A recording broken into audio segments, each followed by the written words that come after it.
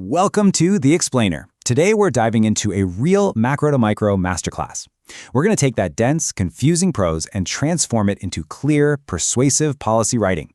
Look, if you've ever stared at a draft and just wondered why your brilliant ideas aren't landing with your audience, you are in exactly the right place. We're going step by step today to decode how to make your words work harder so your readers literally don't have to. We're grounding our whole journey today in David Krissinger's fantastic text, Public Policy Writing That Matters. And here's the thing, this methodology, it's not about sounding artificially smart. It's definitely not about sounding bureaucratic. Krissinger's core philosophy is actually incredibly simple, but it is profound. Your ultimate responsibility is to serve your audience. Effective writing isn't about decoration, right? It's about making your reader's job easier, helping them feel seen, heard, and ultimately motivated to actually take action on your research. So here's our roadmap. We're starting big and zooming all the way in. Number 1, building deductive arguments. Number 2, strengthening sentence cores. 3, pruning needless words. And finally, mastering the editing process. Okay, section 1, building deductive arguments. So what exactly is deductive structure anyway? Well, think of it kind of like a trial lawyer opening with their absolute strongest point.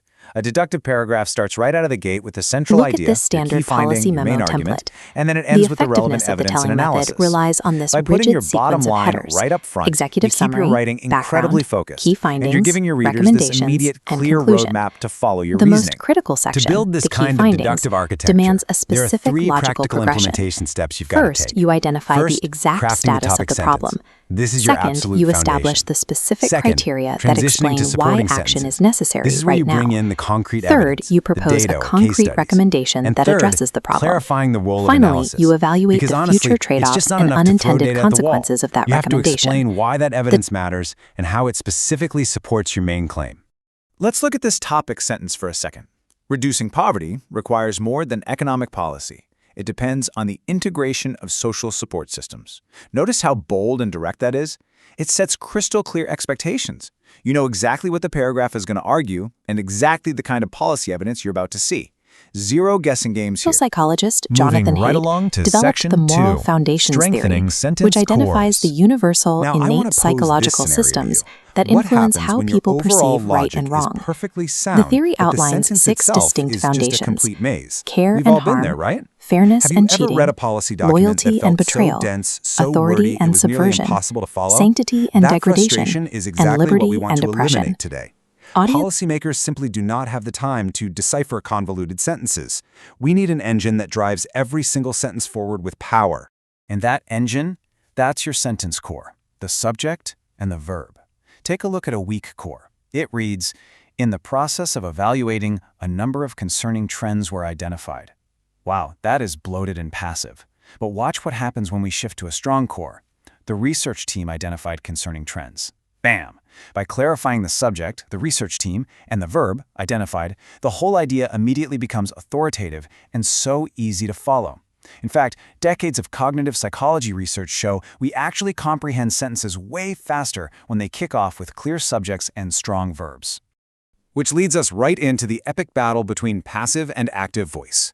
When a sentence relies on passive voice, something like, "The recommendations were carefully considered by the advisory board," the actual actor is buried way at the very end of the sentence.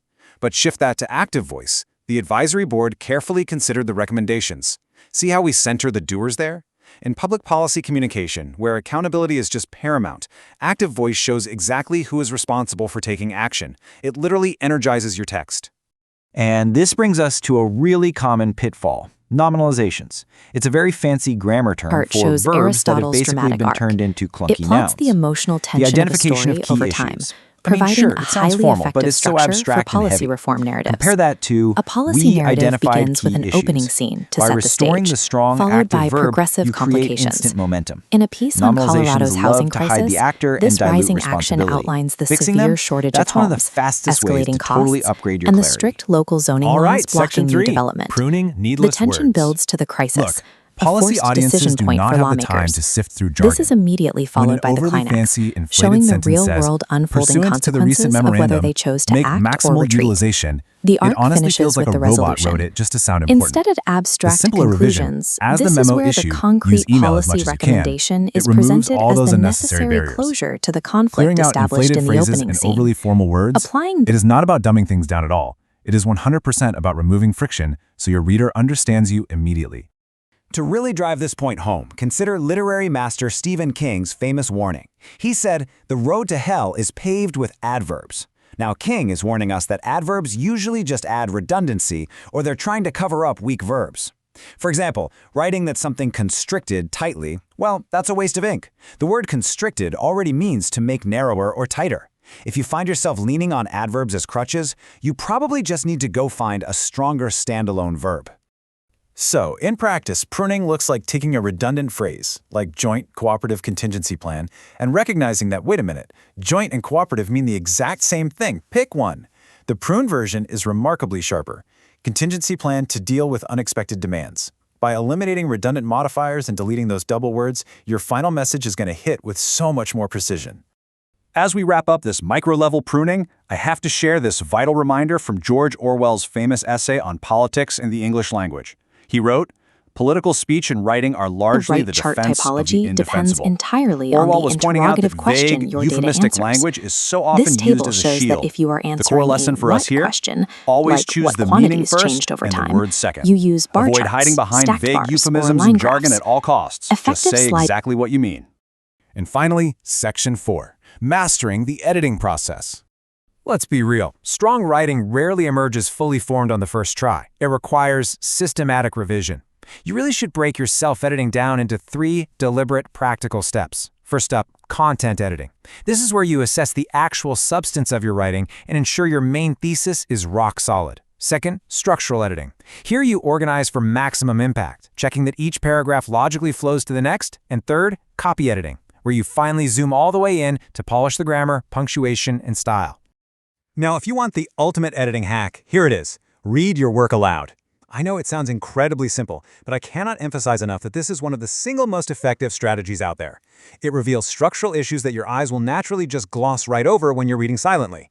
Reading aloud catches that awkward phrasing, it helps you improve the natural rhythm of your sentences, and it literally forces you to evaluate the pacing of your logical arguments. Of course, we live in a digital age, right? And online tools are a massive help to the editing process. Grammar checkers, AI writing assistants, thesauruses, readability analyzers, they're all fantastic resources. However, the crucial point here is this. While AI and grammar tools are super valuable for overcoming writer's block or testing out different structures, they work best when combined with your own critical editorial judgment. Never let an AI do the actual thinking for you or alter your intentional tone. To tie all of this methodology perfectly together, Table 14.1 from the text serves as a comprehensive revision checklist. It covers content, clarity, and concision. Did you use deductive structure? Are your subject-verb pairings close together? Have you pruned out those empty nouns? Keep a checklist just like this one handy by your desk. It gives you actionable, practical steps to make sure every single aspect of your writing is completely polished. As we wrap up today's explainer, I really want to leave you with this foundational truth. Good writing doesn't just inform. It delivers maximum impact with minimum waste. By deliberately practicing these macro paragraph structures and executing these micro sentence techniques we talked about, you are doing way more than just cleaning up bad grammar. You are turning a rough draft into a powerful, persuasive instrument of change. So before you hit send on your very next policy memo, or op-ed, or research report, I want you to challenge yourself with this one final provocative thought. Are your sentences simply taking up space on the page, or are they specifically engineered to drive action? Use what we learned today to make sure they do. Thanks for joining me on The Explainer, and keep learning.